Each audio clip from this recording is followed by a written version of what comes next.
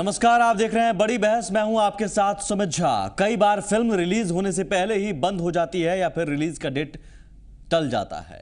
फिलहाल कुछ यही हालात सियासी पिक्चर विलय के हैं, जिसके बनने की शुरुआत हुए 6 महीने से ज्यादा वक्त बीत गए, लेकिन अब खबर आ रही है कि फिल्म फिलहाल तैयार नहीं है तो चुनाव के बाद रिलीज होगी। हालांकि फिल्म के किरदार आरजेडी और जेडीयू के नेता विलय की रिलीज को लेकर ताल ठोकर दावा कर रहे थे, लेकिन न जाने पेंच कहां फंसा कि अब दावों का दम निकलने लगा है और विलय के रिलीज डेट को लेकर सुर अलग अलग नजर आ रहे हैं। आरजेडी कहता है विलय की भारी भरकम फिल्म छोड़िए, फिलहाल गठबंधन नामक एपिसोड से ही काम चलाइए, लेकिन जेडीयू अभी भी उम्मीद में है और कह रही है फिल्म चुनाव से पहले रिलीज होगी। इन सब के बीच एक और किरदार मांझी की एंट्री ने गठबंधन के एपिसोड पर भी ग्रहण लगा दिया है, जबकि सीट बंटवारे का सीन तो अभी बाकी ही है। फिलहाल सीन यही है, RJD plus JDU equal to विलय माइनस गठबंधन। इसी पर आज बड़ी बहस।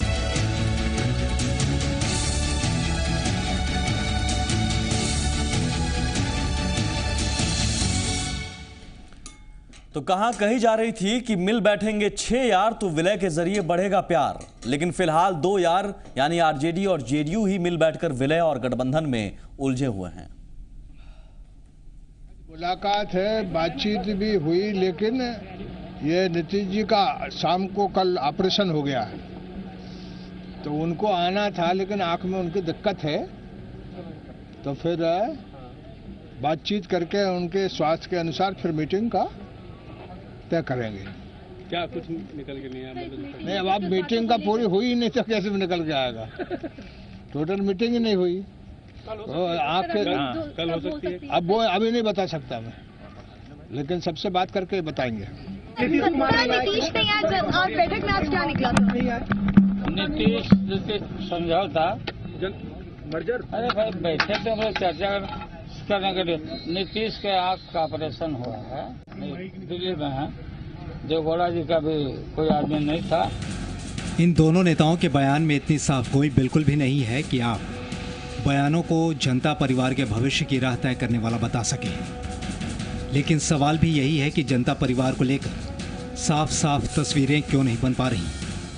भ्रम के हालात हैं और सारा सियासी श्रम जुबान के जरिए जाया हो रहा है। बातें तो अब ये होने लगी हैं कि विलय नहीं होगा, आसार गठबंधन होने के भी नहीं है, और जो कुछ भी होगा मोर्चा के जरिए होगा। क्या विलय अब सिर्फ गैर बीजेपी मोर्चा बंदी है?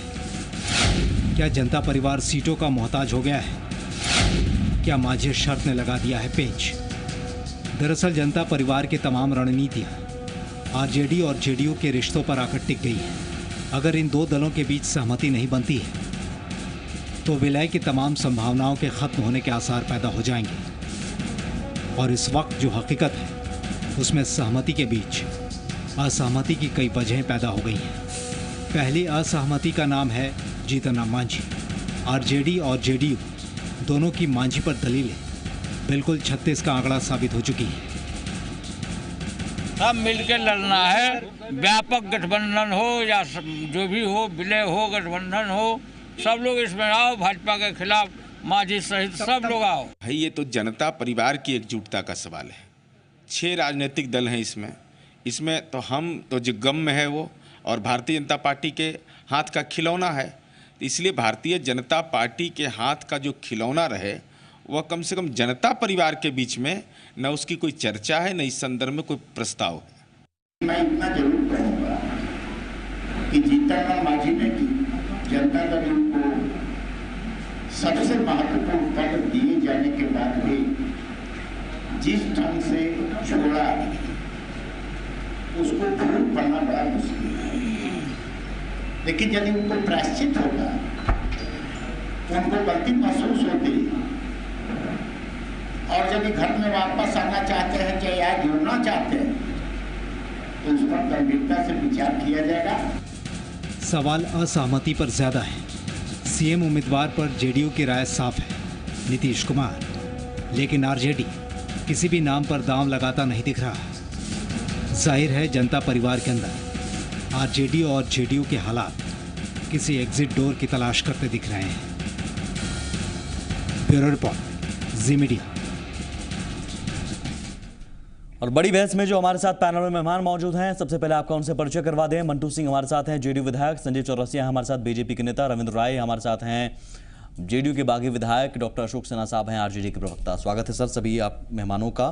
अशोक जी, सबसे पहले मैं आपके पास आऊंगा। आरजेडी का पक्ष है कि अब विलय चुनाव बाद हो, गठबंधन के तहत ही चुनाव लड़ा जाए क्योंकि वक्त कम है और काम ज्यादा। सुमित जी, आप विलय की बात हमारे चुनाव लड़ने से मत लाइए। विलय ऑन प्रिंसिपल तो हमारा हो चुका है। जहां बिहार के चुनाव की बात है तो इट्स मैटर ऑफ स्ट्रेटजी, ये it's not matter of and matter of convenience. अभी हमारे पास वक्त कम है, हो सकता है कि हमारे स्ट्रेटजी के पार्ट में विलय नहीं हो, लेकिन चूंकि और भी नॉन बीजेपी पार्टी जो हैं सबको हमें एक साथ लेना है, इसलिए हम पाएंगे कि कौन हमारा कन्वीनियंट हमको चुनाव लड़ने में होगा। हम उस पचड़े में हैं ही नहीं, गठबंधन या विलय। ये तय है कि गठबंधन हो, विलय हो, मोर्चा हो या किसी भी तरह की नामावली हो। तीनों में फर्क सुमित जी, आप देश का मूड आज जान रहे हैं। किसी भी हालत में हम बीजेपी को यहां से लॉक स्टॉक एंड बैरल फेंक देंगे। ठीक है, वो आपका कहना सही है सर, लेकिन कुछ फर्क तो होता है ना। विलय के बाद एक पार्टी होती है, गठबंधन ये नोशनल डिफरेंस। आप मुझे बताइए कि एक सिंबल विलय में होता है, गठबंधन में कई सिंबल होते हैं। ये फर्क तो आपको बताना होगा। ये तभी होता है जब ओवरलैपिंग ऑफ कैंडिडेट्स होगा, जब एक सिंबल के तहत, पर्टिकुलर सिंबल के तहत हम एक कंस्टिट्यूएंसी में एक कैंडिडेट देंगे, where there is question of confusion. नहीं, कंफ्यूजन एक कंस्टिट्यूएंसी में एक सिंबल के तहत एक कैंडिडेट। आप एक स्टेट की मैं बात कर रहा हूं, एक स्टेट की मैं बात कर रहा हूं। अभी मैं बिहार ही की बात कर रहा हूं, एक विधानसभा क्षेत्र की नहीं जी, एक स्टेट की बात कर रहा हूं। तो स्टेट में या तो विलय के बाद एक पार्टी एक सिंबल, या तो फिर 2-3 पार्टियों का गठबंधन। यही दो तस्वीर है ना सर। इन दोनों तस्वीरों में आप कह रहे हैं या लालू जी कह रहे हैं कि फिलहाल वक्त कम है, विलय चुनाव के बाद हो। मैं ये नहीं कह रहा हूं कि आप विलय नहीं कर रहे हैं, विलय कर दिया है, कर ले, चलिए ठीक है, जो कुछ भी है। लेकिन फिलहाल आप कह रहे हैं कि गठबंधन के तहत ही चुनाव लड़ा जाए, इसलिए कि चुनाव बीच में आ गया, एक मोर्चा हो। ठीक है, चुनाव बीच में आ गया ना, चुनाव बीच में आ गया तो इस चुनाव को तो हम टाल नहीं सकते। चुनाव लड़नी है। और चुनाव लड़ने में सुमित जी एक चीज आप मान के चलिए, हमारा गठबंधन हो, मोर्चा हो या विलय हो, फिर ये हकीकत है। फिर दिक्कत वो चला पर नहीं, जो आप गठबंधन हो कहिए कि गठबंधन में ही चुनाव हम लड़ रहे हैं, हमारा बाद में हो जाएगा। देखिए बिहार में कन्वीनियंस की स्ट्रेटजी की बात है, चुनाव एक स्ट्रेटजी की बात है, और विलय का पूरी फॉर्मेलिटी होते 3-4 महीने लगते हैं। बीच में चुनाव आ गया, इसलिए चुनाव हम लोग का विलय तो हो ही चुका है। ये कोई पूछने वाली बात है। हमारे राष्ट्रीय अध्यक्ष मुलायम सिंह यादव जी सिंबल कहां है?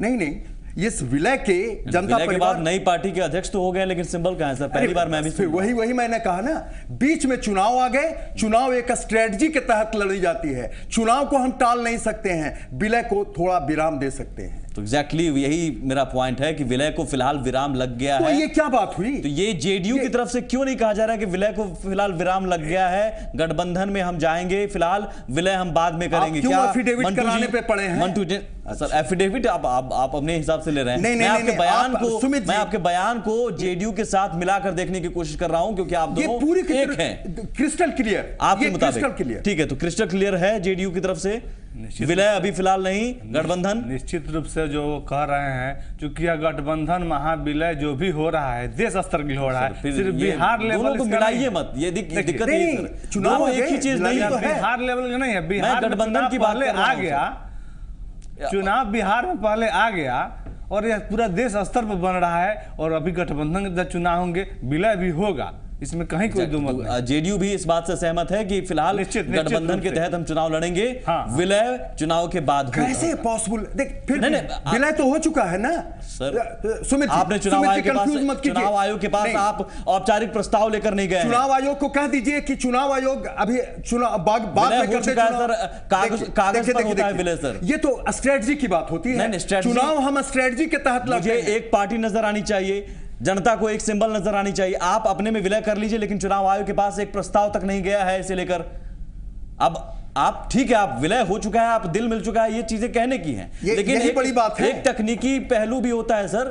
कागजों को लेकर प्रक्रिया भी होती है। उस प्रक्रिया के बाद ही हम ऑफिशियली कह सकते हैं कि ये फलाना पार्टी है, जिनके अध्यक्ष मुलायम सिंह यादव हैं, पार्लियामेंट्री बोर्ड है, पार्लियामेंट्री बोर्ड के सदस्य हैं, राज्य स्तरीय कमेटी है। चीजें नहीं है ना। मैं इसलिए कह रहा हूं कि बिना तकनीकी के नहीं सुमित जी, बिना किसी तकनीकी में जाए हुए ये हकीकत है कि 4 महीना पहले भी आज हम कितने आगे बढ़ के चल रहे हैं एनडीए से बिहार में एनडीए से। अब आप सोच सकते हैं कि जब 1 to 1 हम फील्ड में काम करेंगे तब तो समझिए 1 साइडेड अफेयर होगा बिहार का। यानी कि अब आप दोनों गठबंधन के तहत जाएंगे। आप इसे जो नाम दे दें, आपका कन्वीनियंस है। नहीं ठीक है, आप अलायंस दीजिए, गठबंधन दीजिए, आप मोर्चा दीजिए या फिर ये दीजिए। हम मानते हैं कि बिहार का चुनाव एक स्ट्रेटजी है। इस मोर्चा में विलय तो हमारा जो भी है, आप देखिए इस मोर्चा विलय मत कहिएगा, क्योंकि विलय आपने खुद कहा और अशोक जी ने कि चुनाव बाद होगा। तो नहीं, देश स्तर पे तो हमारा विलय हो चुका है। हमने कहां स्टेट लेवल का विलय किया था?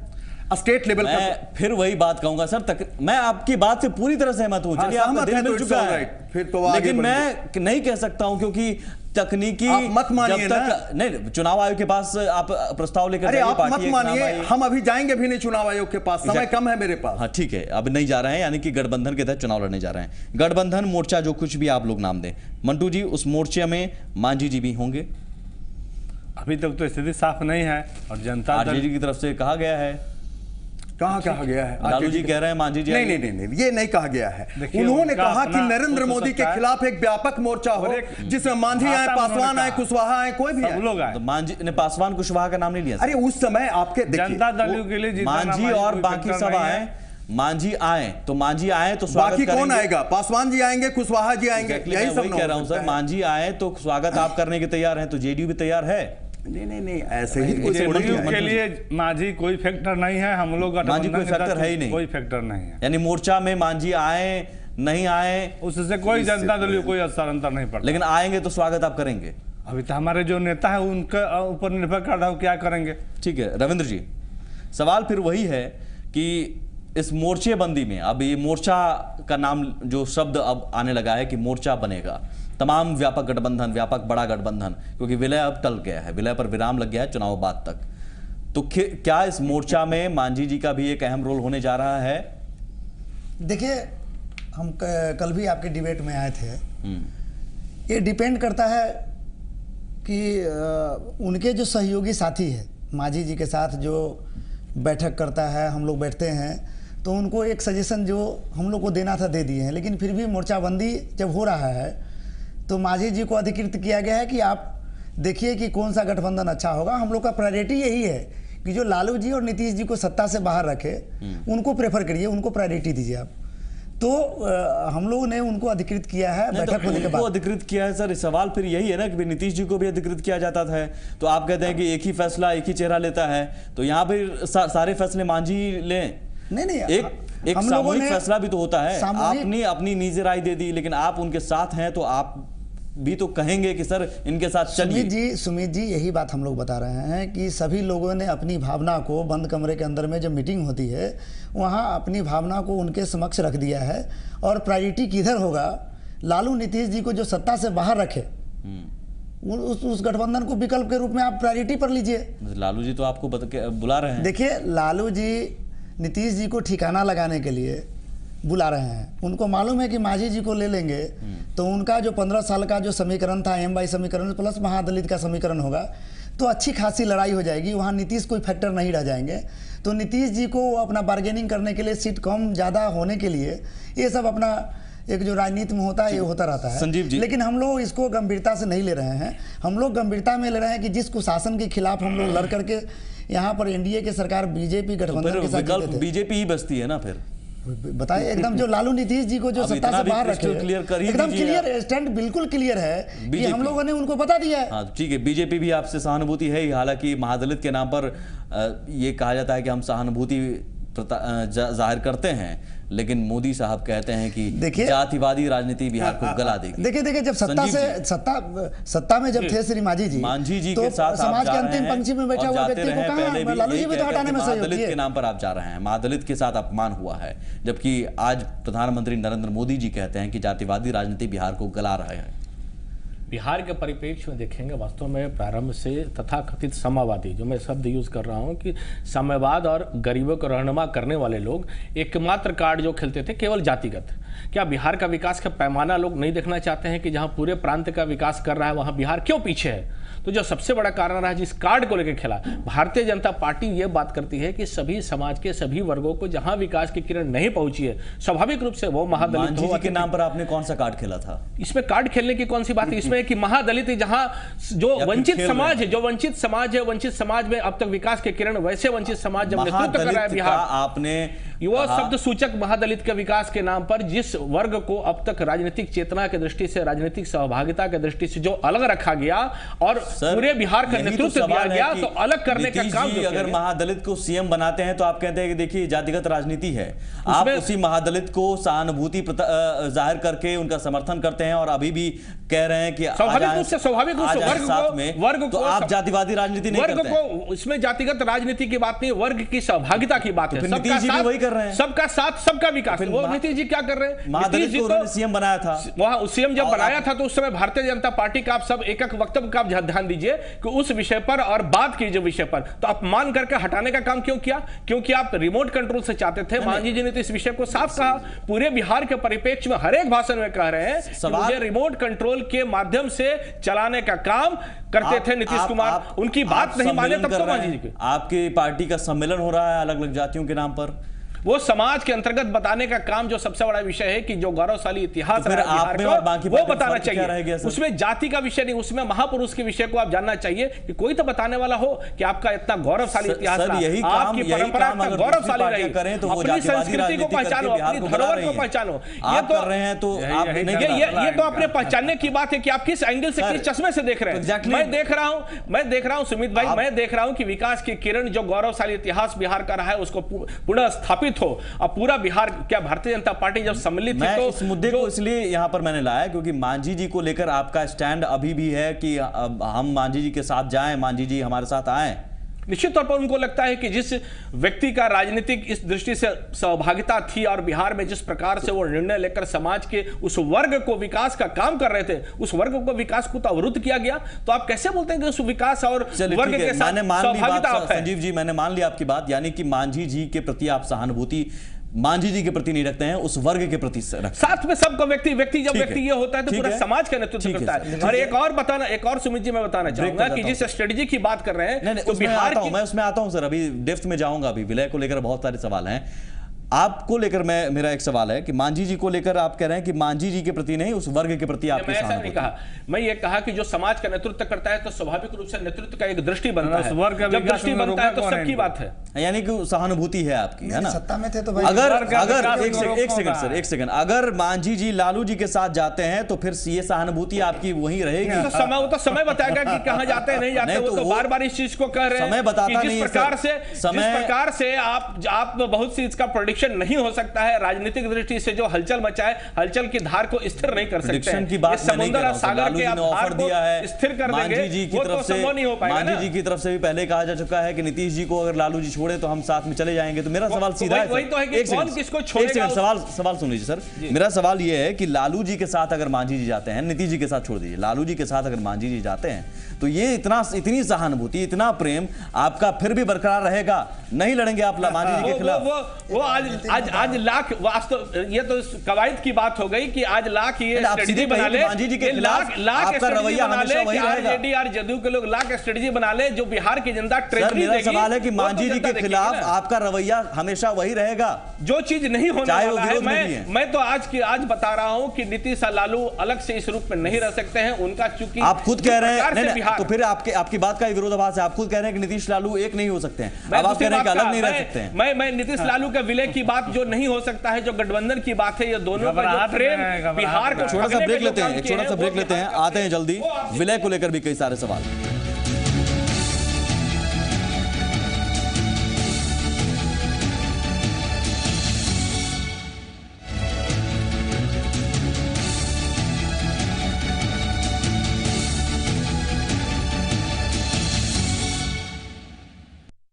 RJD plus JDU equal to विलय माइनस गठबंधन। दरअसल तस्वीर यही है, लेकिन फिलहाल तस्वीर जो धुंधली थी वो अब धीरे धीरे साफ हो चुकी है। साफ कहा जा रहा है कि अब विलय पर विराम, चुनाव बाद तक। चुनाव गठबंधन में या मोर्चा जो भी और भी पार्टियां हों, मांझी अगर एक नाम है तो उसे लेकर भी थोड़ी असहमति यहां नजर आ रही है। लेकिन सवाल यह है कि विलय होते होते क्यों उस पर विराम लग गया चुनाव बाद तक? अशोक जी, आखिर ऐसा क्या हुआ, क्या पेच फंसा जो सब कुछ हो गया, चुनाव में जाएंगे, चुनाव मर्जर में ही लड़ेंगे, लेकिन अचानक कि भाई चुनाव बाद? अरे ये कहां हम लोगों ने कहा, हम तो कह ही रहे कि विलय हो चुका है। ये तो चुनाव एक स्ट्रेटजी है सुमित जी, मैं फिर दोहरा रहा हूं। आप साफ शब्दों में आप एक काम कीजिए, मैं सवाल पूछ रहा हूं। हाँ। चुनाव में आप गठबंधन के तहत लड़ेंगे? अब देखिए, बिहार में मेरा सीधा सवाल है, सीधा जवाब भी। हाँ, मैं बता देता हूं ईमानदारी से। बिल्कुल, बिहार में राष्ट्रीय स्तर पे हमारा विलय हो चुका ठीक है, लेकिन ये इतना आसान नहीं है कि हम घर से कपड़ा पहने और स्टूडियो आ गए। तो क्या मुश्किल, या घर से आके आगे एंकर बनने? क्या आई बताइए। ये दो पार्टी जब आपस में मिलती है, इलेक्शन कमीशन को एक एक निटी ग्रिटी और एक एक यूनिट बनाकर, एक मिनट आपने नेचुरल तकनीकी अड़चन है और आपने चुनाव ला दिया। चुनाव जब आ गए, 4 महीने शेष हैं, तो अब हम विलय की अड़चन में पड़े कि भाजपा के सांप्रदायिकता से लड़ने का अपना। ठीक है, मैं इसमें एक चीज ऐड करूं सर, तकनीकी अड़चन आप कह रहे हैं कि तकनीकी अड़चन की वजह से ये कोई मुद्दा ही नहीं है। नहीं, एग्जैक्टली ये मुद्दा है सर, मैं आपको बताता हूं। ये मीडिया का हो सकता है मुद्दा। प्लीज, बीजेपी पूरी बात सुन लीजिए, जनता दल और राष्ट्रीय जनता दल पूरी बात सुन लीजिए सर। पहले से मैं आपसे जितना पूछ रहा हूं सर, पहले उस पर आप सहमति जता दीजिए कि आपने यही कहा तकनीकी अड़चन की वजह से।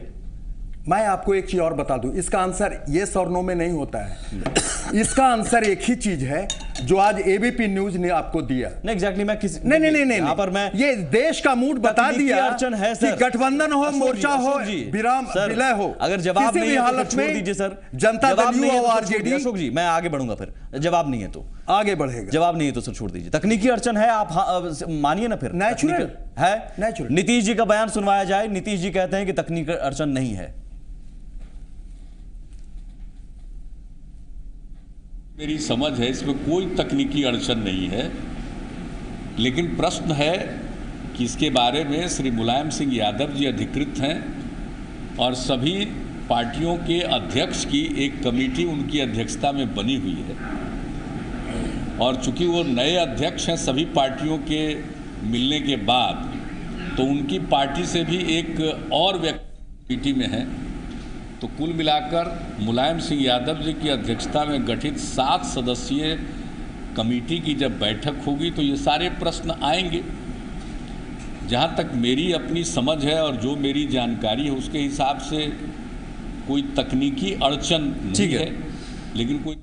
चलिए अशोक जी, अब बताइए सर कि आप कह रहे हैं तकनीकी अड़चन, नीतीश जी की समझ बता रही है कि तकनीकी अड़चन नहीं। आदरणीय मुख्यमंत्री जी ने ठीक कहा, कोई तकनीकी अड़चन विलय में नहीं है, कोई विलय में नहीं है, लेकिन चुनाव भी बीच में चुनाव आ गया, बदल रहे हैं। नहीं, आप कह रहे हैं कि चुनाव के पहले विलय की नहीं, इसमें हम कह रहे हैं कि इसमें आप तकनीकी बोलिए या स्ट्रेटजी बोलिए, जो भी कहिए, कुछ ईमानदारी चुनाव के पहले, चुनाव के पहले। माफ कीजिएगा सर, आपने अभी कहा कि चुनाव हम इसलिए विलय में नहीं जा रहे हैं क्योंकि तकनीकी अड़चन है।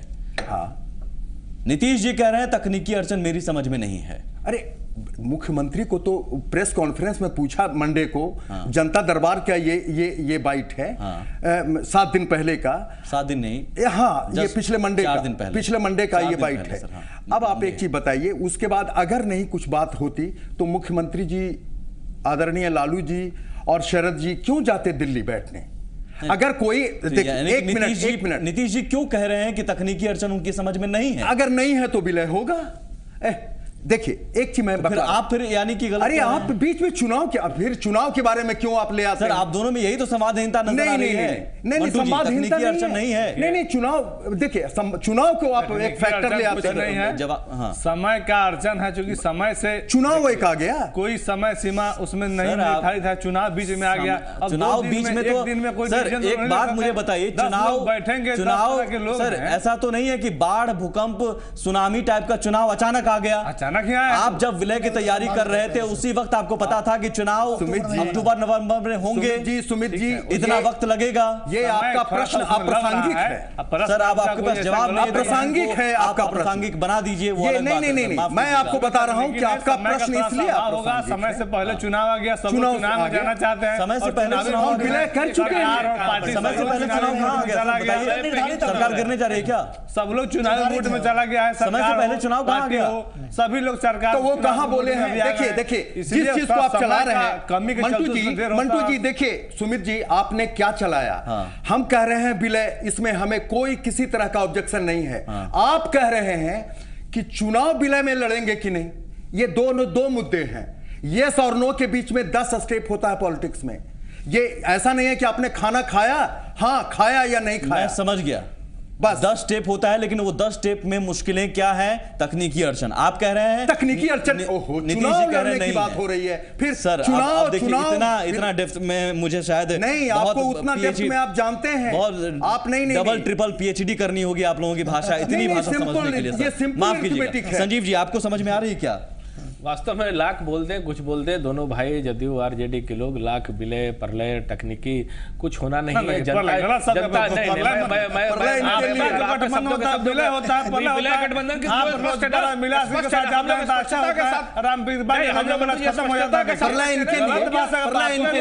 गंगा जल है आपके लिए रखते हैं आपके समाज, और आपने जो ज्यादा शुद्ध हो जाता है। कोई तकनीकी नहीं, अपनी बात आप रखिए, के साथ रखिए। तो कोई समाज में कुछ कह नहीं पा रहे, एक तैयार नहीं है, हम जबरदस्ती तैयार है, एक गलबगिया कर नहीं रहे, हम गलबगिया करने को तैयार है।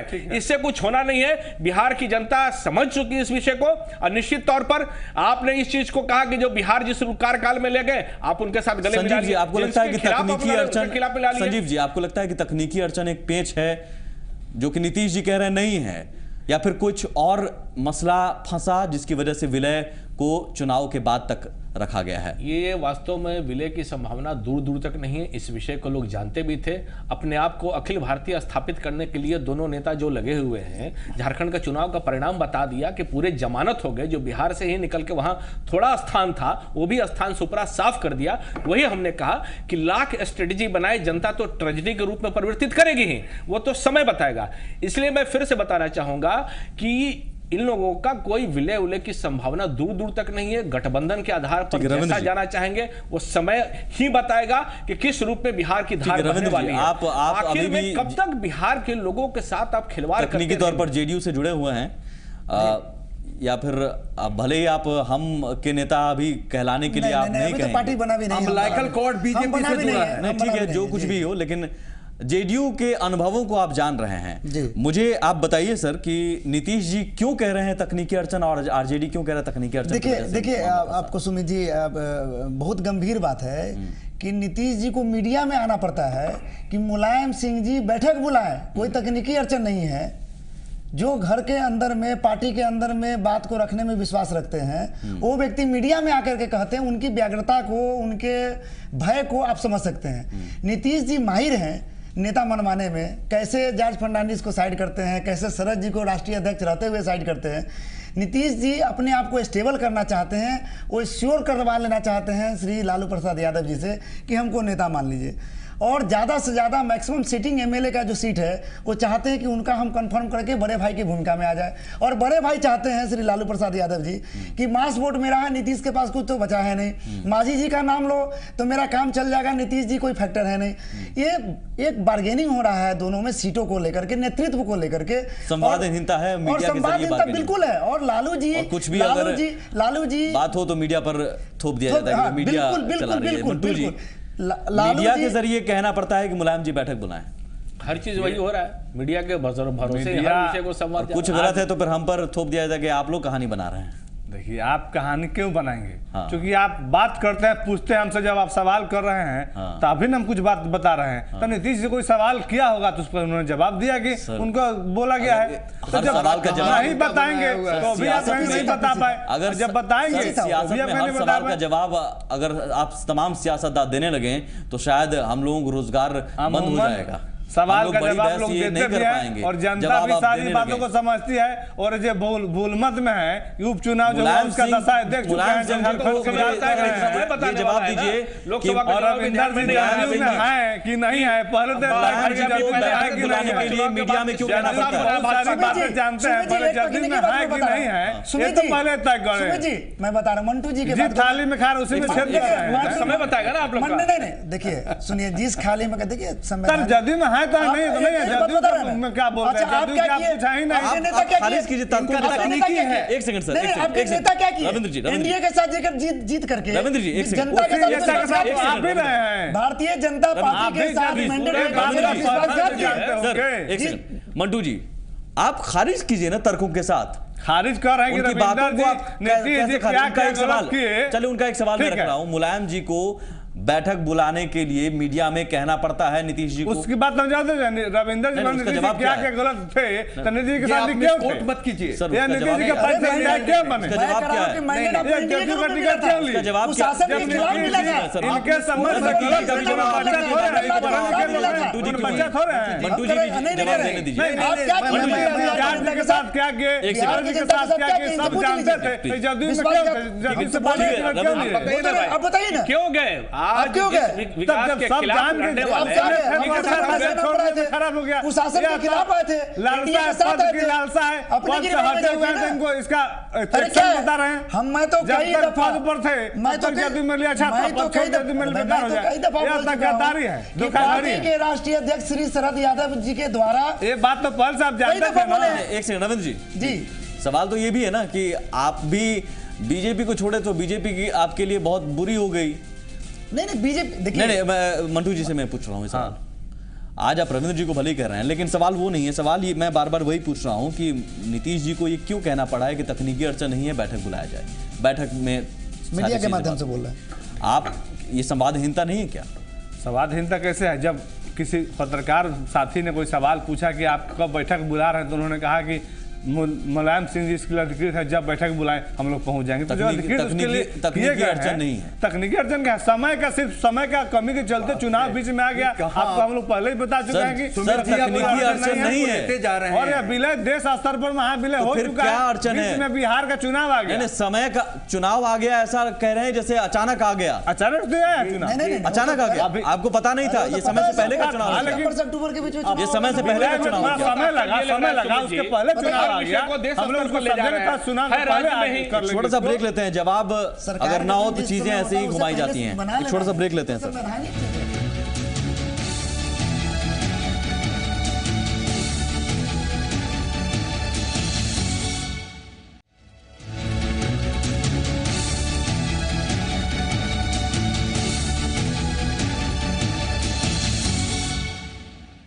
तो विलय फिलहाल टल गया, लेकिन किन वजहों से टला इस पर दोनों पार्टियों में ही अलग अलग राय है। एक कहती है तकनीकी अड़चन, दूसरी कहती है तकनीकी अड़चन थी नहीं। तो सवाल है कि मसला फंसा कहाँ? जवाब किसी के पास नहीं। जब सवाल एक और है कि अब विलय नहीं तो चुनाव में मोर्चा होगा, मोर्चे में जेडीयू, आरजेडी, वाम दल, ये तमाम पार्टियां तो हैं, तो क्या मांझी भी आएंगे? लालू जी ने ऑफर दिया है। सवाल यह है कि लालू जी ने अगर ऑफर दिया है तो मांझी जी भी क्या लालू जी के प्रति प्रेम दिखाएंगे? अशोक जी, मांझी जी ही नहीं, लालू जी ने कहा कि सारे लोग, कुशवाहा जी भी, पासवान जी भी, सारे लोग बीजेपी को छोड़कर आ जाएं हमारे मोर्चे में। चलिए ठीक है, Manjhi is one of the person. हाँ, तो मांझी जी का अरे कोई भी प्रेम तो उसको तो जनता दल यू के प्रदेश अध्यक्ष आदरणीय वशिष्ठ जी ने क्लियर किया कि अगर वो पश्चाताप करके आते हैं तो हमको भी ऑब्जेक्शन नहीं है। उन्होंने क्लियर किया, आप उसको नहीं दिखा रहे। जेडीयू की हाँ मैं दिखाया था, नहीं दिखाया आप ये दिखाया सर, बता रहे हैं। मैं रिपोर्ट कल से मैं दिखा रहा हूं, लेकिन अभी जेडीयू की ये शर्त है। नहीं सर, जेडीयू की शर्त है प्रायश्चित करें। आप सीधे कह रहे हैं कि आए, ठीक है। और दूसरी बात, आप कहते हैं मोदी सरकार के 1 साल के कार्यकाल को आपने कितना नंबर दिया है?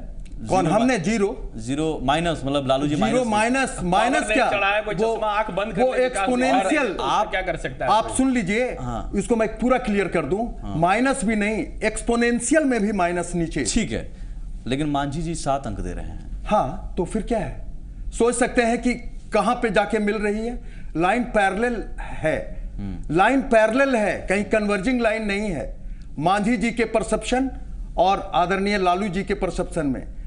फिर वशिष्ठ दा का डायमेंशन कहता है कि अगर वो 7 अंक छोड़कर 0 अंक में जैसे हम देते हैं वैसे आ जाए तो कोई भी सांप बिच्छा हमारे लिए अछूता नहीं है, इंक्लूडिंग पासवान जी, रविंद्र जी, कुशवाहा जी। नहीं रविंद्र जी, 7 अंक छोड़ के 0 अंक पे देखिए, ये अशोक जी जो बोल रहे हैं वो राजनीति से प्रेरित होकर के बोल रहे हैं।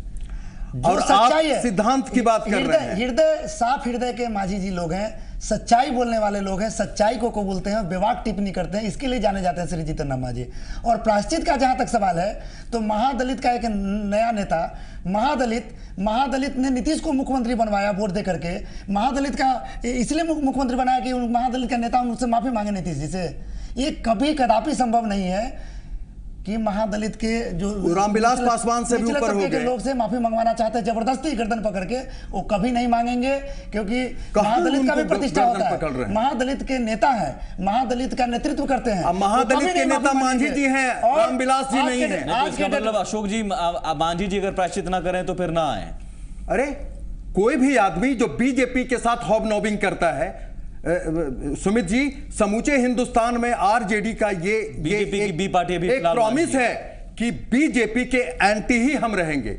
बीजेपी के एंटी जो फोर्सेज रहेंगी हम उसके साथ रहेंगे। जो बीजेपी के साथ ही जीता हो, बीजेपी के साथ ही जीता हो, इसलिए कि बीजेपी के ना प्रॉमिसेस ठीक है। प्रशासन के साथ क्यों चला गया? सुमित जी पूछिए कि जो बीजेपी के नाम पर ही जिसको मैंडेट मिला हो वो उसको कुशासन लालटेन के छाप मिला था क्या? हम लोग लालटेन से जीते थे, लालटेन को हराए थे। तो आप कुशासन की बात क्यों कर रहे हैं? हम कुशासन के गुड गवर्नेंस के नाम पर जीते थे। आप तो जाके खिलाफ जीते थे। आप सांप्रदायिकता के साथ चले गए, कुशासन की छोड़ दीजिए। सांप्रदायिकता क्या आप तो सांप्रदायिकता, मुसलमान, एंटी मुसलमान का फीलिंग, एंटी माइनॉरिटी का फीलिंग जो बीजेपी प्रोपेगेट करता है। मैं आता हूं एक सेकंड।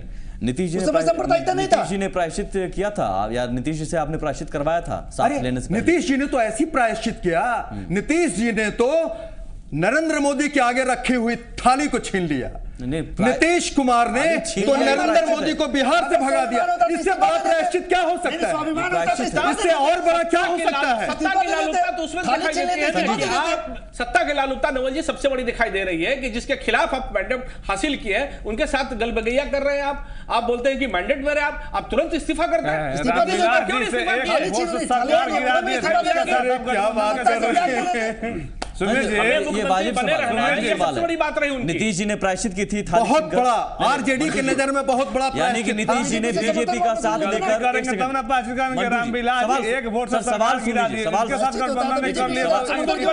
मंटू जी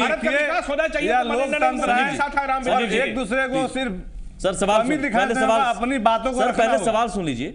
नीतीश जी ने प्रायश्चित किया था, नीतीश जी तो अच्छा काम कर रहा था बिहार के विकास के लिए। बीजेपी का साथ उन्होंने लिया था और इस वजह से बीजेपी के जनता के साथ किया था। जनता ने नीतीश कुमार पर भरोसा किया था, जनता ने आरजेडी कह रही है कि बीजेपी को जिताया था। बीजेपी नीतीश कुमार का नाम पर संदीप जी एक सेकंड। मंटू जी, आरजेडी कह रही है नीतीश जी ने प्रायश्चित किया था।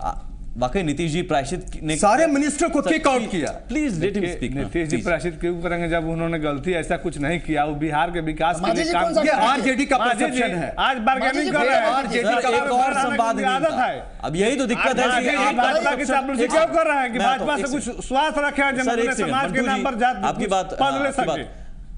आप कह रहे हैं प्रायश्चित, वो कह रहे हैं प्रायश्चित। ये मेरा परसेप्शन है, ये मेरा परसेप्शन है। अब आरजेडी का परसेप्शन जेडीयू के परसेप्शन से मेल नहीं खा रही। कैसे नहीं मेल खाता है? देखिए एक आदमी का दूसरे आदमी से कोई दुनिया में आइडेंटिकल पर्सन है ही नहीं।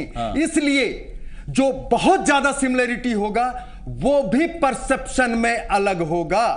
हमारा परसेप्शन पॉजिटिव है इनके लिए, नहीं तो ये हो सकता है, ये उनके लिए कॉमन चीज है। सच्चाई नहीं है ये उनके लिए सिद्धांत की बात हो सकती है। एक सच्चाई नहीं है, महज परसेप्शन। बिहार में बीजेपी को प्लांट कर दिया था नीतीश जी ने, ये उनकी गलती थी। उनके आने से बीजेपी आ गया। मंटू जी आपकी गलती थी, उनके आने से बीजेपी आया। आपकी गलती थी। बिहार में आई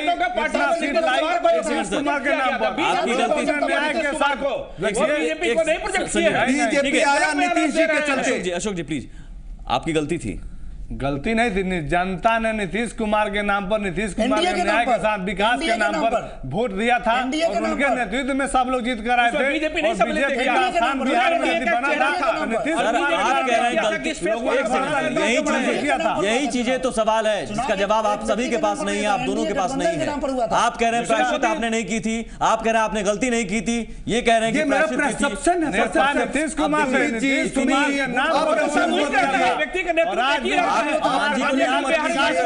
प्रधानमंत्री बने तो 28 पार्टी थी, तो माननीय अटल बिहारी वाजपेयी देश के प्रधानमंत्री। मैं उस पर आता हूं, आप हमसे पूछ लीजिए। संजीव जी, मैं उस पर आप हमसे पूछिए। मांझी जी को लेकर आपका परसेप्शन है, प्रायश्चित को लेकर परसेप्शन है, गलती को लेकर आपका परसेप्शन है, आपका परसेप्शन विलय को लेकर है, तकनीकी अड़चन को लेकर है, कितना परसेप्शन बनाइएगा सर? हमारा परसेप्शन आपके चलते आपके लिए भी है सुमित जी, लेकिन ये परसेप्शन जो है बीजेपी ने कहा कि नीतीश जी को लाए, हम लोगों का कहना है कि नीतीश जी के चलते बीजेपी बिहार में आ गई। लेकिन वो नीतीश जी वो गलती किया उन्होंने, बड़ी सुमित जी नहीं तो बीजेपी को इस साइड में कौन पूछने वाला था? सुमित जी कि इनके परसेप्शन में कोई रिसेप्शन तो जनता दे नहीं रही है, कोई स्वागत तो कर नहीं रही है। 126 सीट आ गया है। सबसे बड़ी कठिनाई आपके साथ क्या आपने कहा सर अशोक जी कि बीजेपी जब जुड़ के जब काम कर रही है विकास का, तो बिहार की जनता अब लाख आप 126 सीटें आप ला रहे हैं, ये भी कहीं परसेप्शन ना हो।